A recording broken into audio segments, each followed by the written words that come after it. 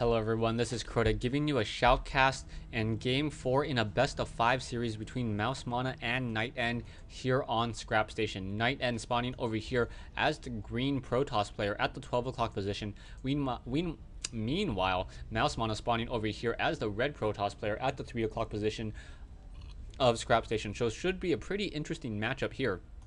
Now, once again, I always like to pull up the production tab when I ever see a mirror match just to see how both players are playing, and both players should probably be putting down a pylon right about let's say now. So we do see the pylon by NightEnD and Mouse Mana, and I would be kind of surprised that they didn't go for a pylon first, as I've never seen an assimilator build an assimilator first or a nexus first, and that probably would be a first if I ever saw that. Back over here we now see a probe now moving around the corner.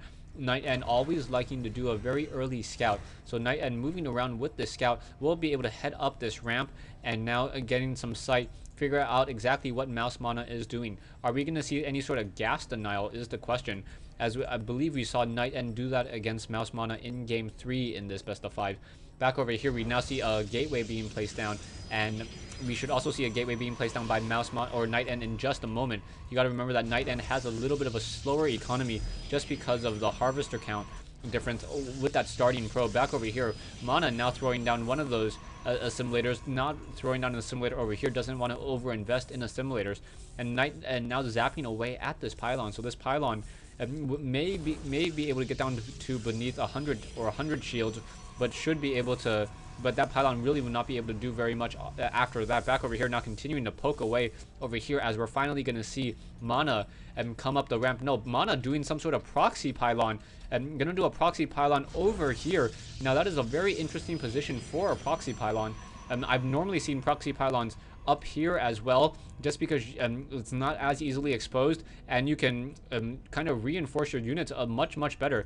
Back over here we do have the Cybernetics Core now warping in as well, so Mana trying to do that Cybernetics Core warp in strategy. Back over here we do see NightEnD not throwing down a Cybernetics Core yet. Perhaps he's waiting for the minerals, which he finally does have, so I'm not exactly sure what he's waiting on. He is training up some zealots, and I do not see a second building yet, so this is a very strange opening coming in from NightEnD. And finally back over here we do see lag. Okay, so now we have the probe just running around the base. Cybernetics Core now already completed, as the Cybernetics Core is just barely got started over here by NightEnD. So NightEnD will be significantly delayed, but he does have some zealots to try to deal with these probes and eventually some of those stalkers.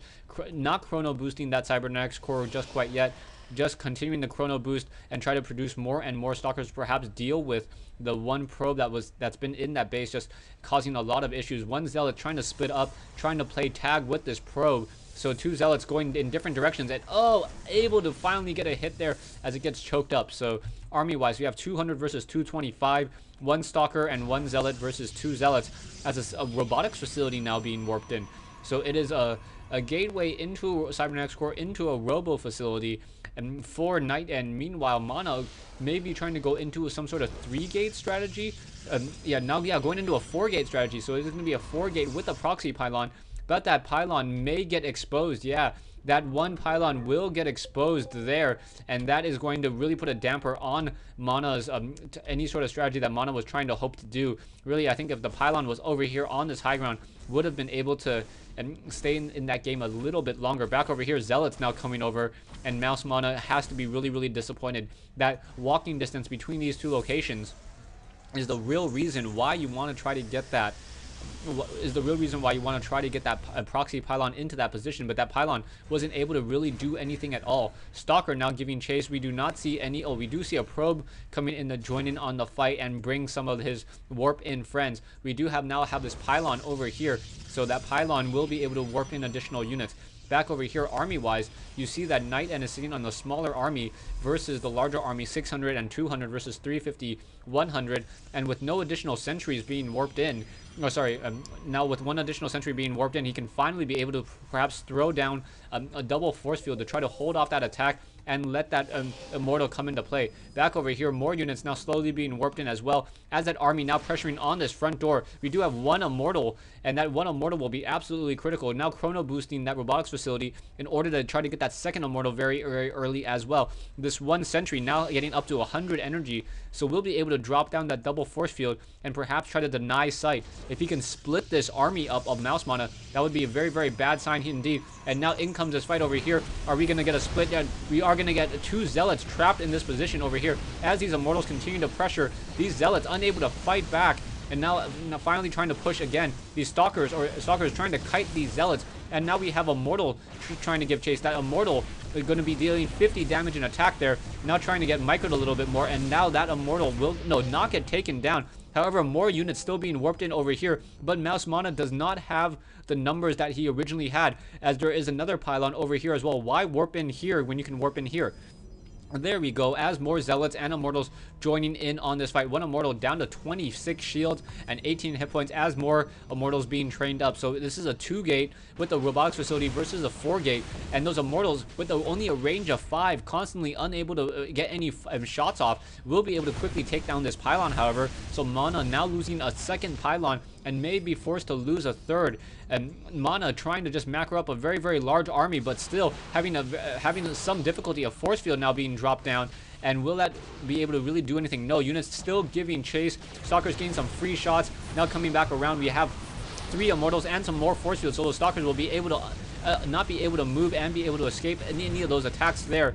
And now things not looking good at all. This pylon will get taken down, and Mouse Mana will be forced to retreat all the way back over here off of his 4-gate strategy. His army is only sitting at 36 right now, and the stronger economy goes to NightEnD. So currently NightEnD has the army advantage, has the economic advantage, and has the tech advantage. So I'm assuming that NightEnD should be able to finish this unless there's some brilliant micro play, perhaps some force fields, trying to split up that army, using Stalkers to finish off those initial Zealots that are in front, and then deal with the rest of the army that way. Army-wise, 1800 versus 725, not looking good at all. There is only one sentry here, one force field. However, those Immortals able to shoot up onto that high ground, and those Immortals now just walking in the position. Those phase disruptors dealing 50 damage per shot, dealing so much damage. Stalkers trying to pull back. Probes need to come off the mineral line in order to join in on the fighting here. Zealots now getting a little bit stuck up on those Stalkers, as we now have a Phoenix coming into play. Phoenix picking up one of those Stalkers, neutralizing it. Now these 3 units trying to take down this one Phoenix over here, but the Phoenix is light armored, and NightEnD just doing a great job, able to finish off the rest of these units here. We do have this one Immortal already down to 63 hit points.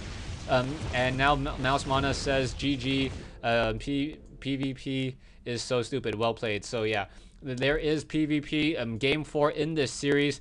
Mouse Mana taking, I'm not going to actually tell you, well, you know he took 1 game, but just in case you're watching these out of order, I'm not going to tell you which games he won and lost.